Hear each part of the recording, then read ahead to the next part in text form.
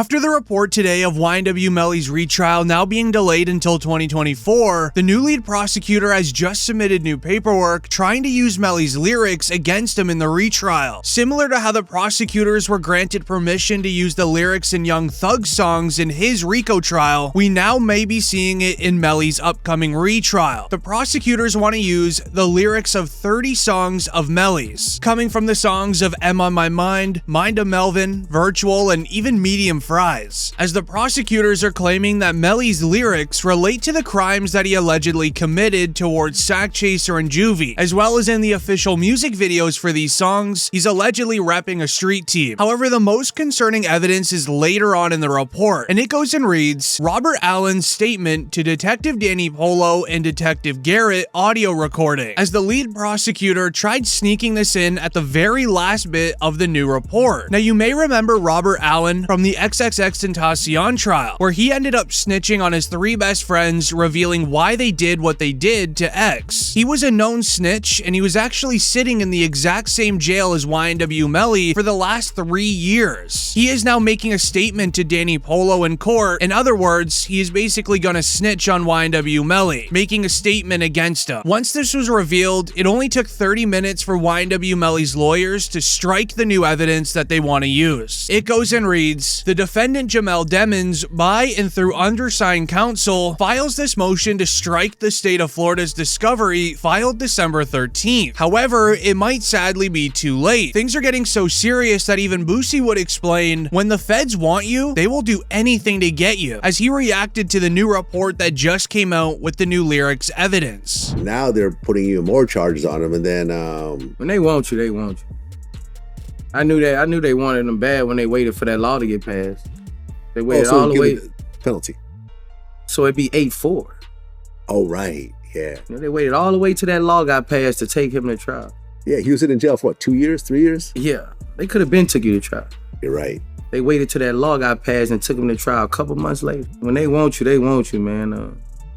Just don't see how he didn't get a bond after a fucking mistrial. Yeah. That made me like, God damn. Yeah. Like, after a mistrial, that doesn't happen, really. As Boosie would also go on to explain how badly this retrial is truly affecting YNW Melly's family, and especially his mother, Jamie King. Okay, so then I met his mama while he was in. Oh, okay. I met his mom while he was in, and she real, bro. You know, she real. She's stressed out. I heard she had a... Yeah, she real, and I reached my hand out to him, cause I'm real. Yeah, I reached out to him, bro. I met his mom, and she a good woman, bro. And when I see them mamas like that, it remind me of what my mom was going through, bro. If you're still supporting YNW Melly through this, leave a like on the video. However, this all now explains why YNW Melly's one chance at receiving bond was just rejected last week. Jury selection for Melly's retrial will not begin on Monday, October 9th, like originally scheduled.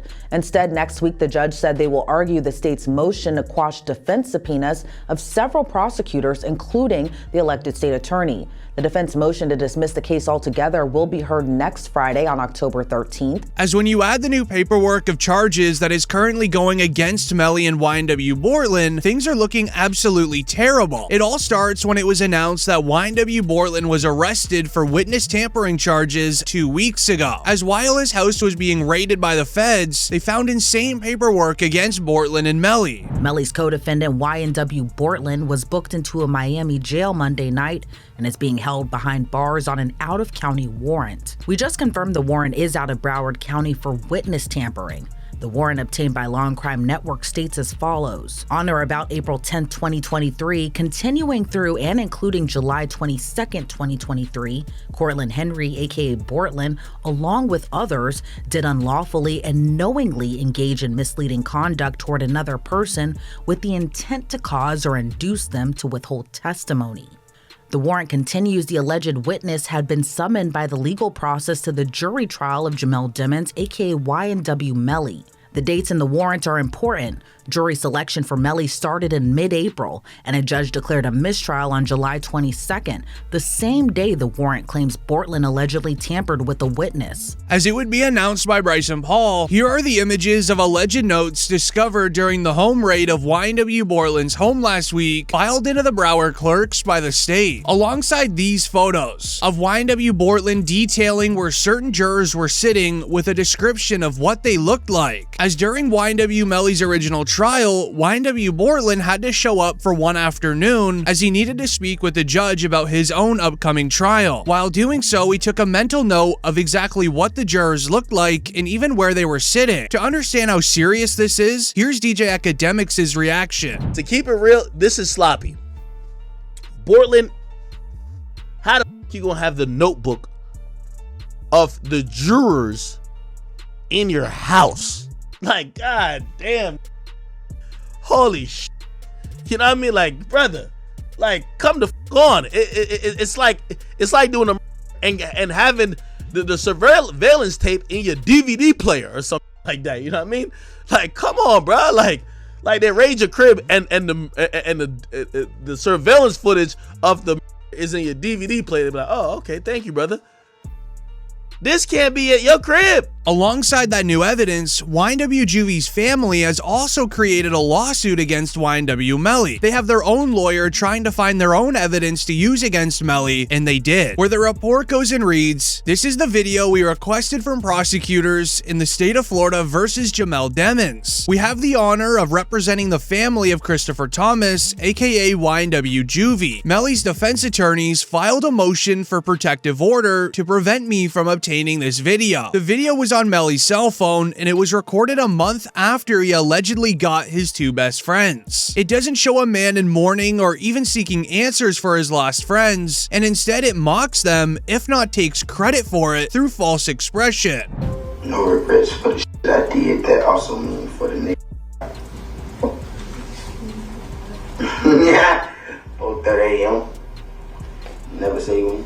While also going through Melly's cell phone trying to obtain evidence, they would also find this text message from YNW Melly where he literally admits to doing the crime. The PC Gambino account asked him if he was okay, and his response was, I did that, and placed a smiley face emoji.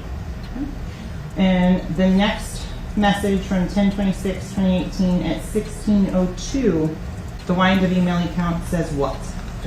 After that, SHHHH. With what it seems like YNW Melly's world is beginning to crash down, there's new evidence being found against him left and right, a new lawsuit, and even the prosecution trying to sneak in all of his lyrics as evidence, YNW Juvy's father would then go on to explain during an interview exactly how YNW Melly and Bortlen were witness tampering, and even what code words they were using to make Melly's ex-girlfriend not testify against him in trial. Both Melly, Jamel Demons, YNW Melly, and Cortland Henry, who is known as YNW Bortlen, are now charged with witness tampering. It sounds like the prosecutors are saying there was this kind of crazy way that Melly was communicating. He wasn't allowed to use the phone, but he was passing notes to people, and then this person's calling this person, and then that person.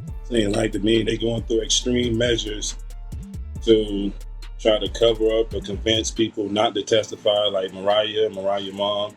They was using code words like Rihanna and A$AP Rocky's baby mom. And he would then follow it up by getting YNW Melly's mother involved, as he would break down what happened from his perspective on the morning of the crime, when he had to drive down to the police station to clarify that it was his son that sadly passed, as YNW Melly's mother told him something very strange. He wasn't, he had switched vehicles. At least that's what they said in the first trial, that he had gotten into, it was suggested through a defense witness, the one and only defense witness, that he had gotten into that other vehicle. Yeah, they was telling me that I drove down there that morning to go identify Chris. I met Moretti down there that morning, other 26.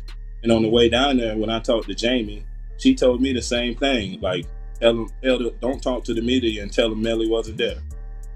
Instantly, my antennas went up because I didn't understand.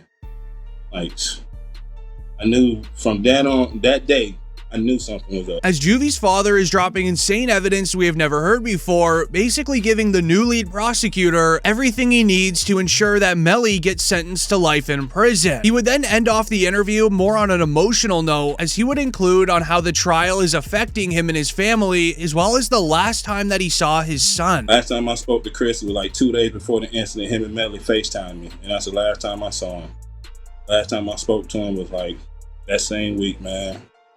It just hurt me to see that the love that he had for Melly to do that to him. I see if it was one of his enemies or somebody, he did something wrong or something, but the way it happened, how it happened, who did it, it just heartbreaking on both sides. All of this legal wrangling that's leading to a delay in the second trial, how are you? I'm taking it one day at a time. You know, you got to go through this process once again.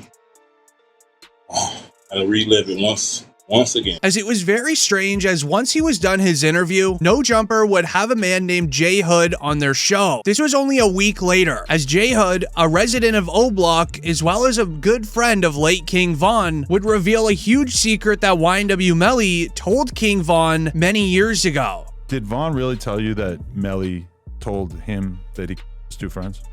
He ain't come out and say, like, we got into an argument. And so, you know, if you know, when people could say something without saying it.